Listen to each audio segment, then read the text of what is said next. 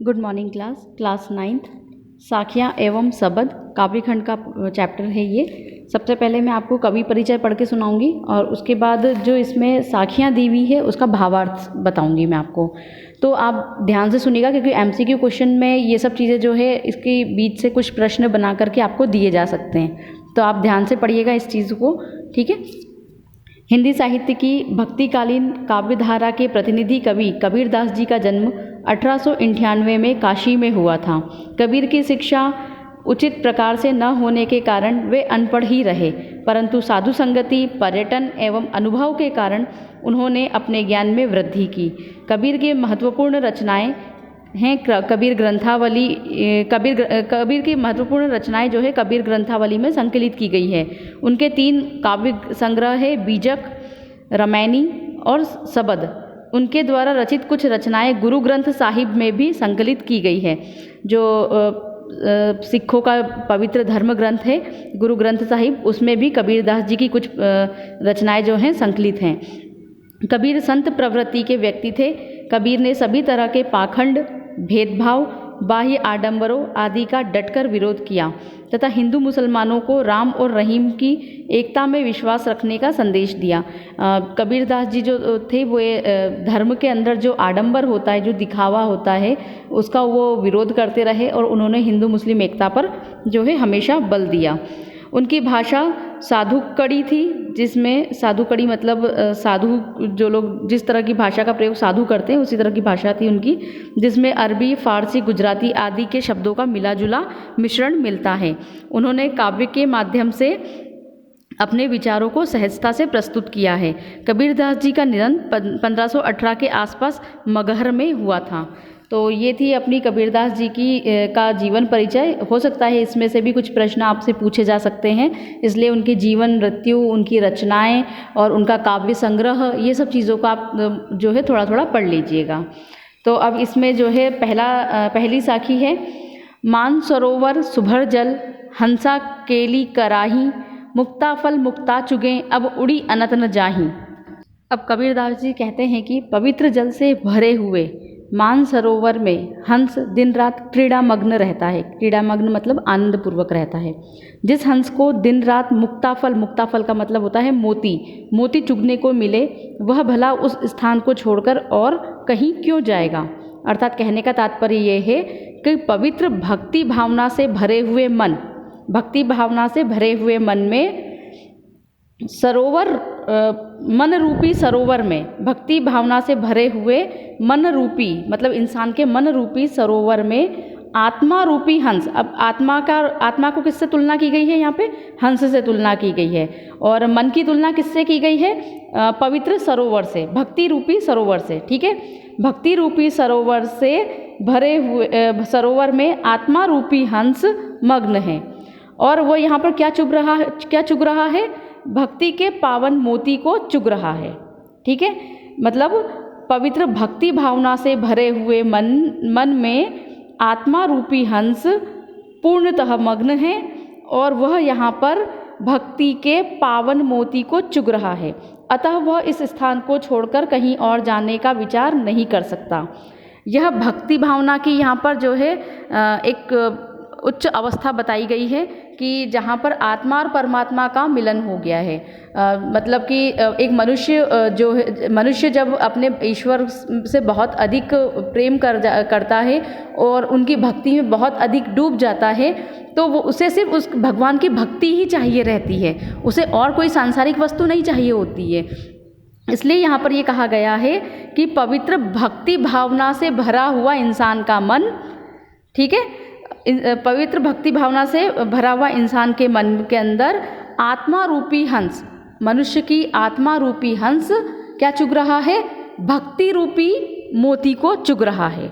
तो ये इसका भावार्थ हुआ। अब दूसरी साखिया है, प्रेमी ढूंढत में फिरो, प्रेमी मिले न कोई, प्रेमी को प्रेमी मिले सब विष अमृत होई। अब यहाँ पर प्रेमी किसको कहा गया है, मनुष्य एक भक्ति भावना से भरे हुए मन का प्रेमी कौन होता है, उसका भगवान, ठीक है। तो मनुष्य क्या ढूंढ रहा है, प्रेमी ढूंढ रहा है, मतलब अपने भगवान को ढूंढ रहा है।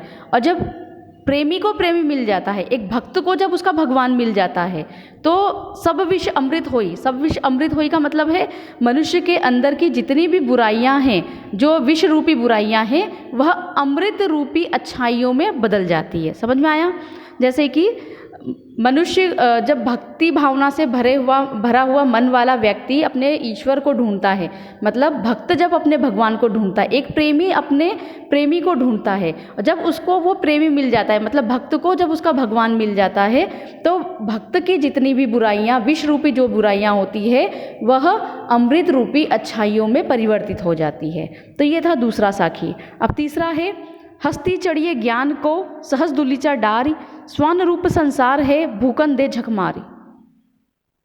अब तीसरी साखी में कबीरदास जी कहते हैं, कबीरदास जी ज्ञान प्राप्ति में लगे साधकों को, जो भी मनुष्य जो है ज्ञान प्राप्त करने में लगा हुआ रहता है, तो अगर कोई बहुत अधिक भगवान की भक्ति करता है तो लोग उसे जो है पागल या मूर्ख कहते हैं और उसका मजाक उड़ाते हैं।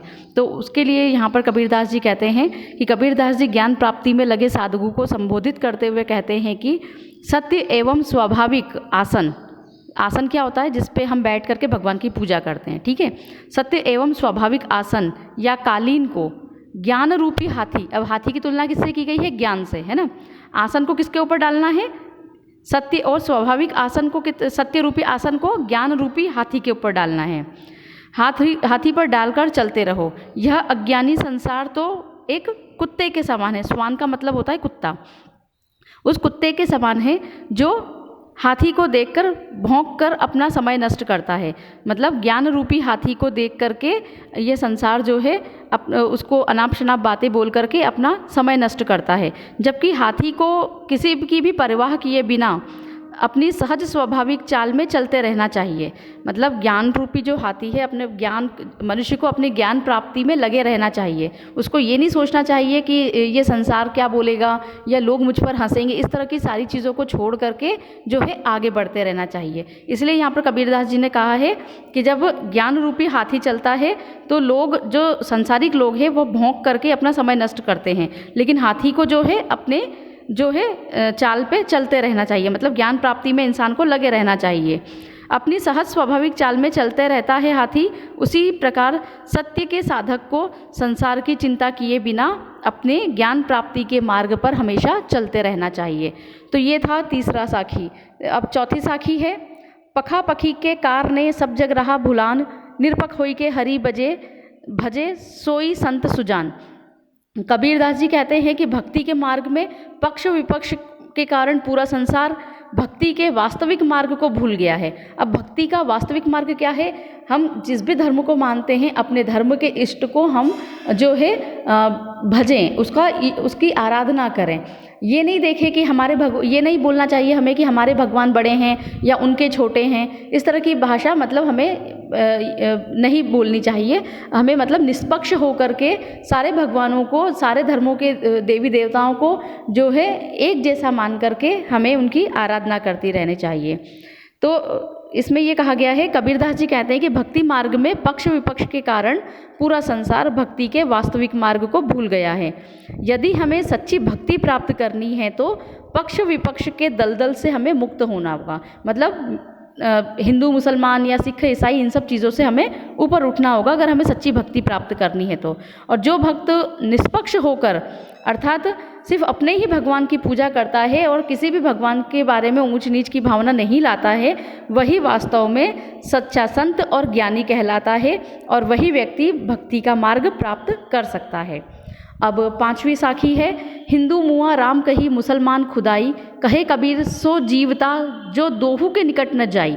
अब यहाँ पर कबीरदास जी कहते हैं कि हिंदू जो है राम का नाम लेते लेते मर गए, मतलब राम के नाम पे कट मर गए, तथा मुसलमान खुदा एवं अल्लाह का नाम लेते लेते कट मर गए। मतलब दोनों अपने अपने भगवानों को ऊंचा बताने के चक्कर में एक दूसरे के साथ जो है दुश्मनी मोल लेते हुए आपस में ही कट मर गए। अपने धार्मिक अंधविश्वासों के कारण वह ईश्वर की प्राप्ति नहीं कर सके। कबीरदास जी कहते हैं कि जो साधक इन दोनों मतलब हिंदू मुसलमान मार्गों से दूर रह करके और अपने सद्विचारों के कारण अपने जीवन पर्यंत एवं जीवन के बाद भी जीवित रहता है, ऐसा साधक सार्वभौमिक सत्य को महत्व देता है। मतलब जो न हिंदू को बड़ा मानता है, न मुसलमान को बड़ा मानता है, वह निष्पक्ष होकर के सिर्फ हरि का नाम भजता है, सिर्फ भगवान अपने ही इष्ट का नाम भजता है। वह और उनके भगवान द्वारा बताए गए जो सद्मार्ग है, जो अच्छे रास्ते हैं, उसके ऊपर चलता है। वही जो है मनुष्य जीवन पर्यंत मतलब मरने के बाद भी उसका नाम जो है अमर रह जाता है। और इसलिए भगवान को जो है, मनुष्य को जो है दोनों हिंदू और मुसलमान के उसमें लफड़े में नहीं पड़ना चाहिए। अब छठी साखी है, काबा फिरी काशी भया, राम ही भया रहीम, मोट चून मैदा भया, बैठी कबीरा जीम। काबा फिरी काशी भया मतलब काबा जो है मुस्लिमों का तीर्थ स्थान है और काशी शिव जी की नगरी है, हिंदुओं का तीर्थ स्थान है। अब यहाँ पर जो है कबीरदास जी हिंदू मुस्लिम एकता को दर्शाते हुए कहते हैं कि काबा ही काशी है और राम ही रहीम हैं। जिस प्रकार से मोटे जो गेहूं के आटे को अगर बहुत बारीक तरीके से और उसकी पिसाई कर दी जाए तो वो क्या बन जाता है, मैदा बन जाता है। और उसी मैदे की रोटी जो है कबीरदास जी बैठ करके जीमते हैं। तो अब इसमें कहा गया है, कबीरदास जी कहते हैं कि जब मनुष्य धार्मिक भेदभाव से ऊपर उठ जाता है, तब मुसलमानों के तीर्थ स्थान काबा और हिंदुओं के तीर्थ स्थान काशी के बीच का अंतर समाप्त हो जाता है। उसके लिए राम और रहीम के बीच का वास्तविक अंतर भी समाप्त हो जाता है। जिस प्रकार मोटे चूने को मैं अखाद्य समझ रहा था, अब वही मेरे लिए बारीक मैदा हो गया है। मतलब जिस प्रकार मोटा आटा जो था वो लोग बेकार समझते हैं, अगर उसको बारीक पिसाई कर दी जाए तो वो क्या बन जाता है, मैदा बन जाता है। और उसी को आराम से उसी की रोटी बना करके जो है कबीरदास जी खा रहे हैं। और इससे क्या होता है, धार्मिक जो भेदभाव है वह समाप्त हो जाता है। तो ये इसकी छठी साखी थी। अब 7वीं साखी है, ऊंचे कुल का जन्मिया, जो करनी ऊंच न होई, सुब्रन कलश सुरा भरा, साधु निंदा सोई। तो इसका मतलब ये है कि मनुष्य जो है अपने जन्म से महान नहीं होता, अपने कर्म से महान होता है। अगर कोई व्यक्ति ऊंचे कुल में जन्म लिया हो, जिसने बहुत ही एकदम राजा महाराजा के घर में अगर वो पैदा हुआ हो, लेकिन अगर उसकी आदतें अच्छी नहीं है, उसकी करनी अच्छी नहीं है, तो वो जो है अपने कुल का नाम भी डुबो देता है, कलंकित करता है, और जो है उसको लोग पसंद नहीं करते हैं। लेकिन यदि कोई निम्न घर में पैदा हुआ, निम्न जाति में पैदा हुआ अगर कोई व्यक्ति है और उसकी करनी मतलब उसका कर्म बहुत ही ऊंचा है, तो वह संसार में नाम और प्रतिष्ठा प्राप्त कर सकता है। ठीक उसी प्रकार जिस प्रकार से यदि किसी साधु का काम क्या होता है, अपने धर्म का प्रचार प्रसार करना। तो अगर जिस प्रकार किसी साधु के कमंडल में यदि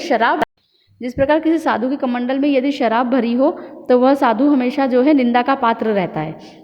वो कभी भी संसार में जो है प्रसिद्धि प्राप्त नहीं कर सकता। उसका जो, और यदि जो मदिरा है, जो शराब है, यदि वो सोने के कमंडल में भरी हो तो भी उसकी बुराई होनी है। ऐसा नहीं कि सोने के कमंडल में यदि उसको रख दिया गया है तो उसका एकदम तारीफ होने लग जाएगी, अरे वाह ये तो बहुत अच्छा काम हुआ कि शराब को सोने के कमंडल में रखा हुआ है। उससे भी उसका मान जो है नहीं बढ़ेगा।